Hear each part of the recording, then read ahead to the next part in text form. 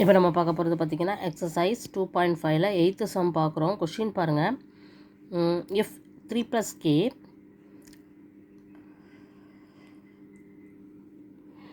(18 - k) 5k + 1 are in AP, then find k value. Okay, k value தான் கேட்டிருக்காங்க.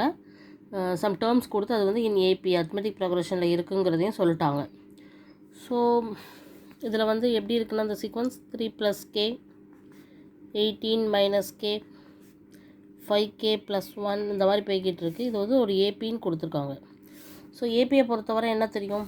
இந்த first இருக்கிறது ஏ, அப்படி இல்லைன்னா T1 அப்படின்னு சொல்லலாம். செகண்ட் இருக்கிறது T2ன்னு தெரியும். தேர்டு இருக்கிறது 5k + 1. நம்ம இது ஒரு ஏபிங்கிறதுனால இந்த மாதிரி தான் இருக்கும். அடுத்தது முக்கியமானது என்ன நம்ம எழுத முடியும் அப்படின்னா D = T2 - 1 அப்படிங்கிறது எழுதலாம்.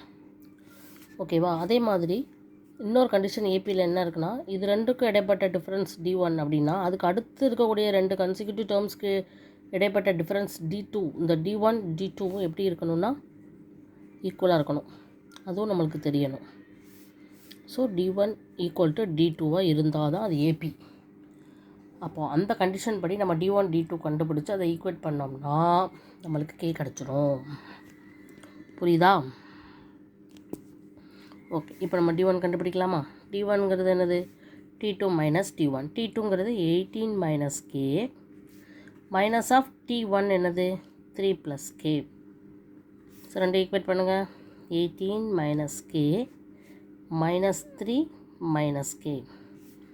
ஸோ 18லேருந்து 3 போயிடுச்சுன்னா 15 - 2k. அதே மாதிரி D2 கண்டுபிடிங்க. T3 - T2. T3 என்னது? 5k + 1 மைனஸ் ஆஃப் T2 என்னது? 18 - k. ஸோ எப்படி எழுதுகிறோம்? 5k + 1 -18 மைனஸ் +k ஆயிரும். So 5k + k 6k minus 18 1 போயிடுச்சுன்னா 17. ஸோ D1 D2 கண்டுபிடிச்சாச்சு. இது ரெண்டையும் நம்ம இப்போ ஈக்குவேட் பண்ணோம்னா கே கிடச்சிரும். எப்படி ஈக்குவேட் பண்ணுறோன்னு பாருங்கள். T1க்கு பதிலாக 15 - 2k, D2க்கு 6k - 17. ஸோ இப்போ கேவெல்லாம் ஒரு சைடாக கொண்டு வரலாமா? 6k + 2k ஆயிரும். இங்கே 15 + 17 ஆயிரும். இதில் எங்கே வரும்? இது இங்கே இருக்குது. So 8k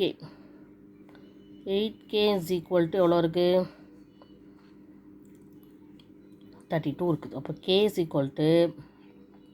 32/8. So k value தான் கேட்டிருக்காங்க. எவ்வளவு? 4 8s are 32. So this is the answer. எப்படி ஈஸியாக இருக்கா? ஸ்டெப் எல்லாம் எப்படி இருக்குது? ரொம்ப ஈஸி.